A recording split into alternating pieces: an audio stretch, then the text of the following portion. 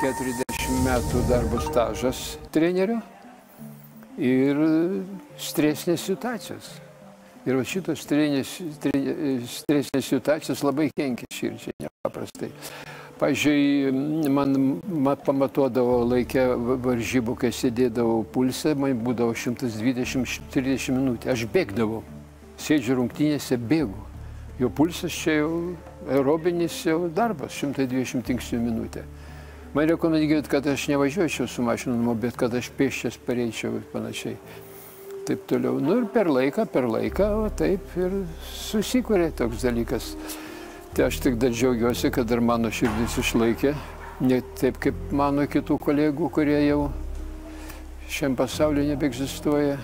Legendinis krepšinio treneris, išugdęs ne vieną ryškiausią oranžinio kamuolio žvaigždę, jau 8 metus gyvena su širdies stimuliatoriumi. Tai, kad pradėjo streikuoti širdis, Vladas Garastas pajautė jau seniai. Tačiau į nežymius širdies permušimus rungtynių metu, ritmo sutrikimus ar oro trūkumą jis ilgai nekreipė dėmesio. Būdavo pralaimi, nagrinėjai, naktim nemiegi ir taip toliau čia. Ir šitas ir priveda prie visko. Tai žiūrėkit, būna žmogus susiginčiam, supyksta, opt ir nukrenta. Nemalonus jausmas, nėra jėgos.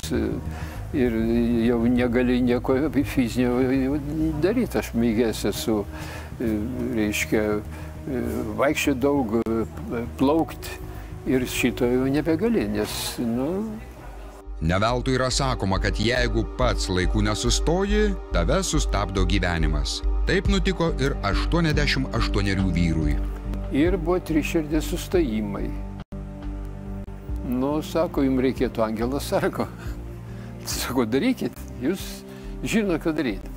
Ir tokiu būdu man buvo implantuotas stimuliatorius. Nors apie širdies ligą garsus treneris kalba nenoriai, tačiau prisipažįsta, kad širdies nepakankamumo diagnozė privertė iš pagrindų pakeisti savo gyvenimą. Tai ko atsisakyti? Reikia vengti stresinių situacijų. Reikia vengti, bet aš jau, neištreniruoju, nei aš ką darau, stengiuosi ramiai gyventi.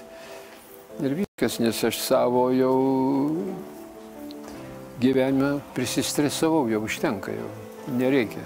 Pirmiausia, tai skaitau būtina, kad žmogus judėtų, kad nebūtų pasyviai. Pavyzdžiui, dar atsimenu, kai studentas buvo toks profesorius Samosovas, kuris kalbėjo, kad būtina žmogui, kai jis negautų infarktą ir panašiai, reikia, kad bent 30 minučių pas jį širdis plaktų 120 tvinksnių minutę.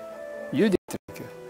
Pavyzdžiui, Kusto nardytojas toks buvo prancūzų, kuris 80 metų ten rekordus pasaulio statė nardymo. Jis pasakė, kad nieko neveikimas sunaikina žmogų. Žmogus turi judėti, vaikščioti, plaukti ir taip toliau. Tas, reiškia, padeda išlaikyti širdies gerą stovį, kraujo apytaką gerą. Anot Vlado Garasto, be tinkamos profesionalių medikų priežiūros ir geriausių savo srities specialistų nebūtų pavykę išmokti gyventi iš naujo.